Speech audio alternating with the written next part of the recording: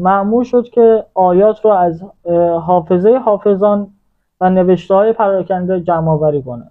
اولین فیلتر همین زید بن ثابت بوده، چون خیلی با محمد دمخور بوده و اکثر آیات رو زمانی که نازل شده و قرائت میکرده محمد، زید بن ثابت اونجا حاضر بوده. این نسخه به صورت مصحف یعنی صفحات جداگانه بوده و پیش ابوبکر و بعد عمر و حفصه دختر عمر نگهداری میشده. پس ما اینجا با مفهوم جدیدی آشنا میشیم به اسم مصحف. مصحف همون صفحات جداگانه از قرآن هست که نظمی نداشتن و هر کس که ادعا میکرد آیه‌ای از محمد شنیده و تو حافظه خودش داره، زید بن ثابت این آیات رو براشون